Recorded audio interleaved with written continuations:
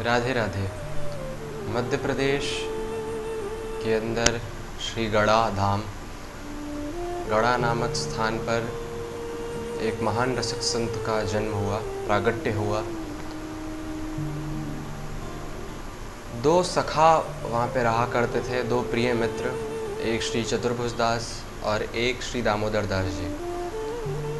संतों की सेवा करते थे, पूर्व जन्म के कुछ संस्कार थे, तो एक संतों के प्रति का आकर्षण सहज होता था। तो वृंदावन धाम से कुछ संत आ पहुँचे, विचरण कर रहे थे, तो वृंदावन के कुछ संत वहाँ पर आए। लोगों से पूछा कि भाई हमको कुछ समय ठहरना है, तो कहाँ हम रह सकते हैं। तो लोगों ने बता दिया कि भाई ये दो संत समान ही हैं, ये दो मित्र हैं, ये संत सेवा बहुत उत्तम तरीके से करते हैं, इनका भाव बहुत है, आप वहाँ ठहर जाइए। तो वृंदावन के जो रसिक संत थे, उन संतों की जो टोली थी वो गई उनके पास और आग्रह किया कि हम क्या ठहर सकते हैं। तो बोले हमारा तो कार्य ही सेवा करना, अब संत हैं तो सत्संग है। पूछा श्री दामोदर दास जी ने, जो बाद में श्री सेवक जी के नाम से प्रसिद्ध हुए, कि आप लोग कहाँ से आए हैं। बताया हम श्रीधाम वृंदावन से आए हैं। अब संत हैं तो सत्संग होगा ही। उन रसिकों ने पद गायन करना शुरू किया। श्री हित संप्रदाय के वो संत थे और उन्होंने श्री हित चित्रासी के कुछ पद उन्होंने गुनगुनाने शुरू किए। जब वो पद समाप्त हो गए गुनगुनाना उनका, जब उन्होंने विराम किया अपना ये कार्य, तो श्री दामोदर दास जी ने पूछा, श्री सेवक जी ने पूछा कि हमने कई पद सुने हैं, कई कीर्तन हमने सुने हैं, पर ऐसा श्रृंगार रस का वर्णन, ऐसा वर्णन तो हमने कहीं नहीं सुना।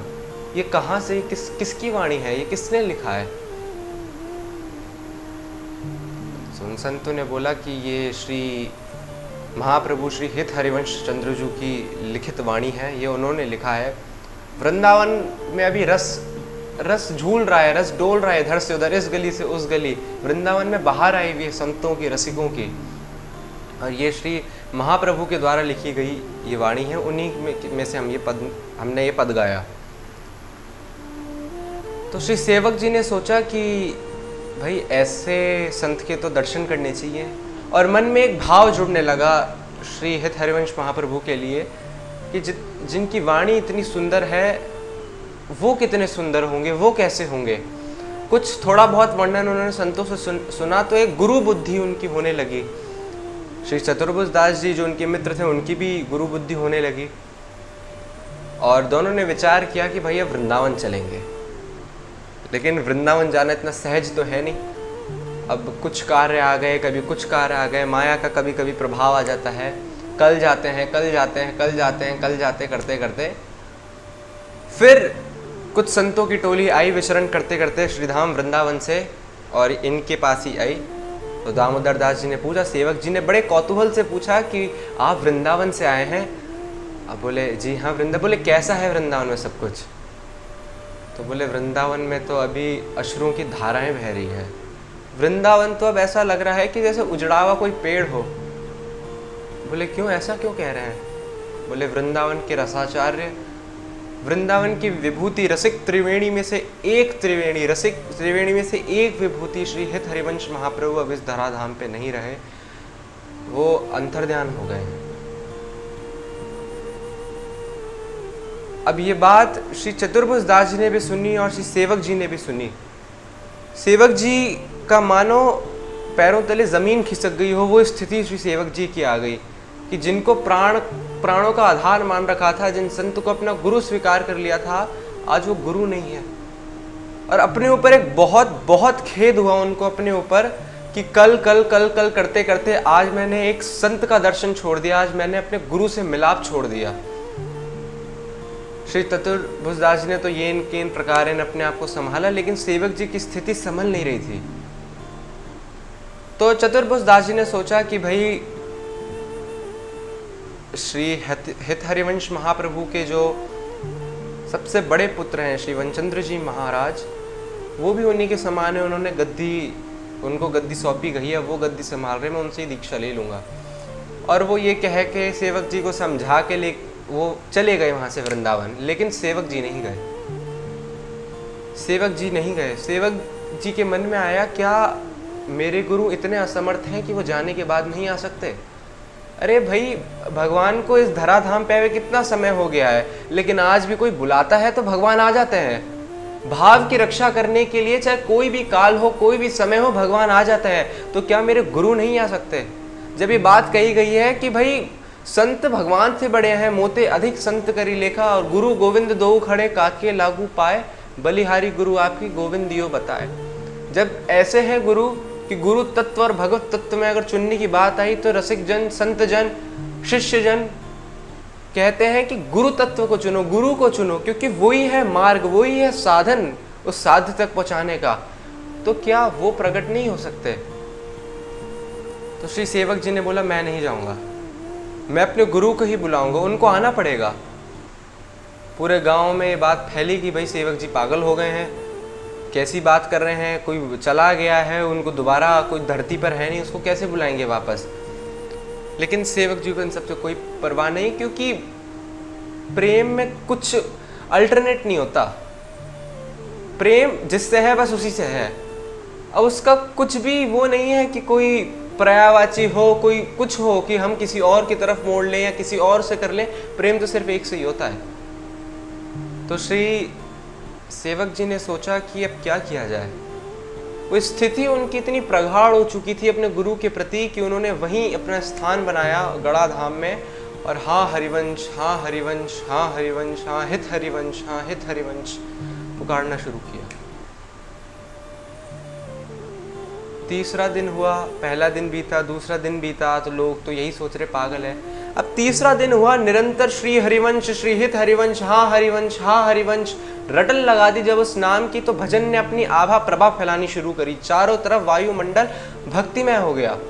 और गांव के कुछ लोग आते, जब उस जगह से गुजरते, उस स्थान से गुजरते, तो उनको एक बड़ा एक शांति महसूस होती है, कि उनको एक सुकून मिलता उस स्थान में। 3 दिन के अंदर 3 दिन और बीते, और 7वें दिन हा हरिवंश करते करते अब हरिवंश महाप्रभु से रहा नहीं गया, और अपने शिष्य को गले लगाने श्री हरिवंश महाप्रभु वृंदावन से दूर गड़ा जगह, मध्य प्रदेश की गड़ा स्थान पर श्री हरिवंश महाप्रभु प्रकट हो गए, और मस्तक पे हाथ रखा। सेवक जी ने आंख खोली तो अपने जीवन आराध्य को देख के अब कुछ वाणी निकल नहीं रही है, ना तो हरिवंश निकल रहा है, ना कुछ निकल रहा है, क्योंकि नाम ने नामी को बुलाया है। जिस नाम को वो रट रहे थे, जिसके नाम को वो रट रहे थे, वो स्वयं आ गए हैं। और अकेले नहीं आए हरिवंश महाप्रभु, पूरा वृंदावन साथ में लेके आए। पीछे वही कलकल करती हुई श्री यमुना जी, वही लता पता है, वही आभा प्रभा वृंदावन की छटा, वही लता पता है, वही रजरानी, वही सब कुछ वही। और सेवक जी से बोला, लो कर लो वृंदावन के दर्शन, जहां रसिक जन वहां वृंदावन। और गले से लगा लिया सेवक जी को, और अधिकार दिया सेवक जी को। क्या अधिकार दिया? गुरु पद का अधिकार दिया। हित संप्रदाय में गुरु पद का अधिकार दिया। इसलिए श्री महाप्रभु जी द्वारा कृत श्री हित चतुरासी के साथ ये बात कही जाती है, और ये परंपरा है, आचार्य की आज्ञा है कि उस हित चतुरासी के साथ सेवक वाणी भी गाई जाएगी। अधिकार दिया कि जब तक सेवक वाणी को कोई आत्मसात नहीं कर लेता, वो प्रेम के पंथ पे नहीं चल सकता। ये दर्शन दिया, और श्री महाप्रभु जी अंतर्ध्यान हुए। महाप्रभु जी अंतर्ध्यान हो गए, लेकिन सेवक जी के मन से वो प्रेम विरह उतर नहीं रहा है। डोल रहे इधर से उधर उस प्रेम को लेके, और वृंदावन आ बसे। उनके आने से पहले श्रीधाम वृंदावन में सेवक जी की वाणी पहुंच चुकी थी, और जिन्होंने श्री हित हरिवंश महाप्रभु की जगह ली थी, श्री वनचंद्र जी उनके ज्येष्ठ पुत्र चतुर्भुज जी ने तो उनसे दीक्षा ले ली। उन्होंने जब सेवक वाणी पढ़ी तो कहा कि भाई ऐसा कौन है ये व्यक्ति? मैंने तो श्री हरिवंश जी को अपना पिता ही समझा, बस पिता तक ही रह गया। इन्होंने तो वास्तविक अर्थ समझा है उनका। कौन है ये व्यक्ति, कौन है ये सेवक? तो चतुर्भुज दास जी ने सब बताया कि भाई कौन है सेवक क्या। तो इतना इतने आनंदित हुए श्री वनचंद्र जी और उन्होंने घोषणा कर दी, प्रतिज्ञा कर दी आवेश में आके कि जब सेवक वृंदावन पधारेगा और सर्वप्रथम मेरे सन्मुख आएगा, मैं राधा वल्लभ लाल का सब कुछ लौटा दूंगा, सारा कोष लौटा दूंगा। कोष का अर्थ है सारे वस्त्र, सारे गहने, आभा प्रभा सब लौटा दूंगा। ऐसे श्री सेवक जी महाराज का हरियाली तीज पे प्रागट्य हुआ था। गुरु निष्ठा, जिनके जीवन में गुरु निष्ठा ही सर्वोपरि थी। अब ये तो श्रीहित संप्रदाय के एक संत हुए हैं, एक रसिक संत हैं, जिनको गुरु स्थान आचार्य की कृपा से मिला है। गुरु वाणी जिसे कह सकते हैं, श्री सेवक वाणी बिल्कुल हूबहू ऐसे ही श्री हरिदास संप्रदाय में श्री बिहारिण देव जी, पूज्य श्री बिहारिण देव जी हुए। आज ही के दिन, हरियाली तीज के दिन उनका प्रागट्य हुआ। वही गुरु निष्ठा, एक छोटा सा वृत्तांत है उनकी गुरु निष्ठा के ऊपर। निधिवन में बैठ के वो भजन कर रहे थे और श्याम सुंदर अपने सखाओं के संग खेलते खेलते निधिवन की ओर आए। तो उनके सखाओं ने पूछा कि कान्हा, ये बाबा कौन है जो हमारे मुंह देख ही नहीं रहा है, अपने भजन में डूबा हुआ है? तो कन्हैया ने कहा कि भाई भजनानंदी महात्मा है। बोले कान्हा, कन्हैया इतना कितना भजनानंदी महात्मा है कि भाई हम सब यहाँ पे थाड़े हैं और वो हमें देख ही नहीं रहा है। बोले चलो फिर उन्हीं से पूछ लेते हैं। तो सब सखाओं के साथ श्री श्याम सुंदर गए और श्री बिहारिण देव जी को जगाया। निधिवन में बैठ के वो हाँ हरिदास श्री हरिदास का जप कर रहे थे और उनको अपनी वो चेतना से उनको बाहर निकाला, जिसमें वो डूबे हुए थे, जिस रास्ते उसमें बाहर निकाला। अब जैसे एक मछली तड़पती है, ऐसे उन्होंने तड़पना शुरू किया और थोड़ा मुखमंडल पे क्रोध, हल्की सी क्रोध की एक लाइन लाके, एक रेखा लाके उन्होंने देखा कि भाई कौन है जिसने मुझे जगाया। तो देखा तो श्याम सुंदर नंदन श्याम सुंदर खड़े हैं, साथ में सखा है। तो सखाओं ने बोला कि भाई तू हमारी माँ देख क्यों नहीं रहा है? तो बिहारिण देव जी ने बोला आप कौन है? तो बोले मैं श्याम सुंदर हूं। बोले श्याम सुंदर है, आप स्वामी जी के साथ आए? बोले नहीं स्वामी जी के साथ नहीं, मैं तो अभी अपने सखान के संग आया हूँ, अभी स्वामी जी के संग ना आया हूँ। फिर क्या करूँगा मैं आपको देख के? मैं तो उन श्याम सुंदर को जानता हूँ जो मेरे स्वामी जी की गोद में विराजते हैं, जो मेरे स्वामी जी के हृदय में वास करते हैं, जो मेरे स्वामी जी के नेत्रों में निवास करते हैं। मैं तो उन प्रियालाल को उपासक हूँ। मुझे बहलाओ मत कन्हैया, मेरे को बहलाओ मत। मेरी निष्ठा मेरे गुरु के प्रति है। मेरे गुरु होंगे तब मुझे आपका दर्शन करना है। आप खाली आके आपने क्या किया? मेरे स्वामी जी को लाओ। मेरे स्वामी जी की गोद में जब आप बैठे रहोगे ना, तब मैं आपका जी भर के निहारूंगा। मेरे स्वामी जी के नेत्रों में जब आप निवास करोगे और वो स्वामी जी मेरे सामने आएंगे, तो मैं उनके नेत्रों में नेत्र डाल के आपको निहारूंगा। ऐसे निहारने में मेरे को क्या आनंद आएगा? मैं अपने गुरु को उपासक हूं। अब ये बहुत बड़ी चीज है। भगवान सामने आए हैं, लेकिन गुरु निष्ठा इतनी प्रबल है। गुरु निष्ठा की बात सबने करी है, निभाई किसी रहे, किसी ने निभाई है, सबसे नहीं निभाई है। गुरु निष्ठा तो बहुत लोग हैं गुरु निष्ठा के बारे में, लेकिन निभाई बहुत कम लोगों ने है। और ऐसे ही श्री बिहारिण देव जी को इसी गुरु निष्ठा की वजह से वो गुरु स्थान मिला। जैसे सेवक जी की वाणी है, जैसे भगवत रसिक जी की वाणी है, ऐसे श्री बिहारिण देव जी की वाणी जो गुरु वाणी मानी जाती है। एक संप्रदाय में श्री सेवक जी की वाणी गुरु वाणी है, तो दूसरे ही रसिक संप्रदाय में श्री बिहारिण देव जी की रसिक वाणी है।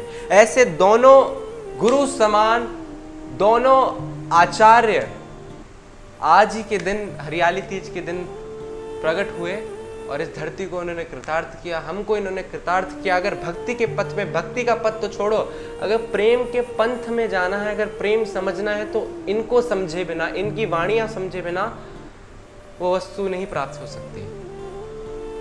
इन दोनों रसिक जनों के, इन दोनों रसिक संतों के, इन दोनों आचार्यों के चरणों में शत शत प्रणाम। और मांगना क्या है? बस जो निष्ठा इनकी है वो निष्ठा, जिस निष्ठा पे ठाकुर बलिहार है, बस वो निष्ठा। राधे राधे।